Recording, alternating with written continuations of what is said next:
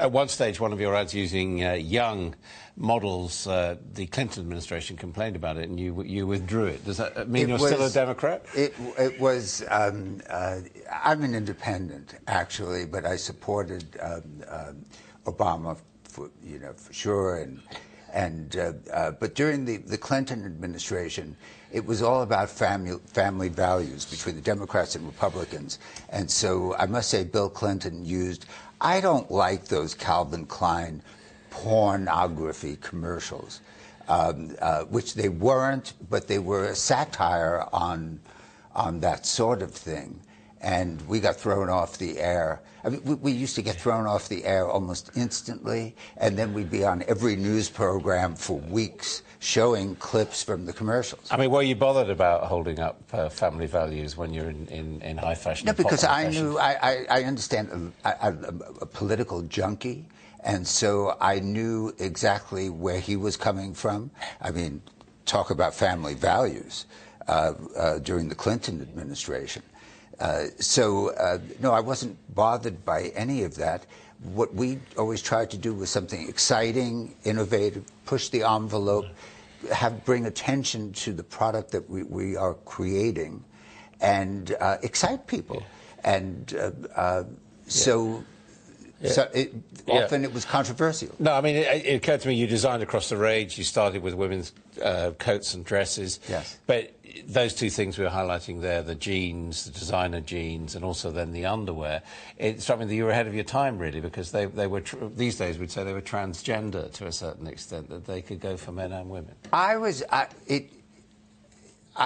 actually, when I did underwear for women, we did the same underwear for women that we did for men. You took it from men, yeah. Yes.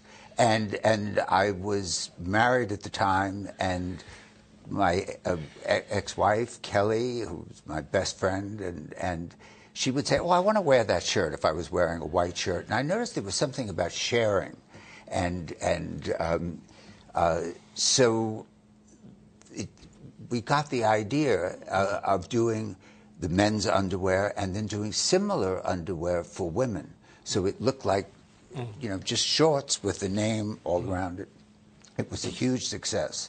That led to a fragrance launch of which we called CK1. And CK1 was a fragrance that men and women could share. So I was interested in getting everyone, young, old, men, women, gay, straight. I wanted them all. Is there an ideal beauty, or does beauty always change?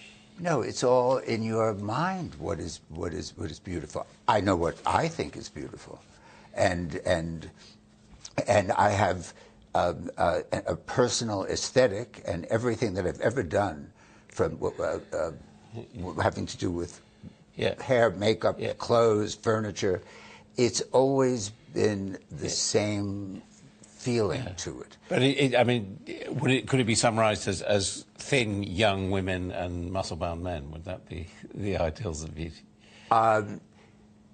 You show what you're creating on people who look the best in those clothes. If there are times when we would use the Brazilian models, and those girls were not thin. And I'm a gym fanatic, so I've always been interested in fitness and in health. And there were periods of times when I introduced the underwear where the males were built, and then I got bored with that and used slim. I mean, I asked Mr.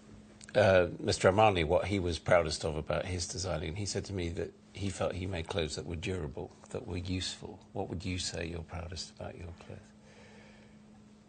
I'm proudest that I've been able to achieve everything that I wanted to achieve, that I've done everything that many more things, the advertising, communications, retail, every aspect of the business, I've done it. Now I'm working. I've worked recently with a group of schools in Harlem, New York, and helping young. So it's in society, really. Yeah. It's doing something for other people. I've got to ask really you, what who do you think is excites going to me. get the Democratic nomination?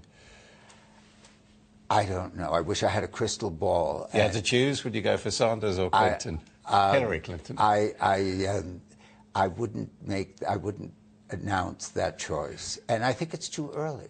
I think we need to see. There's no question of that.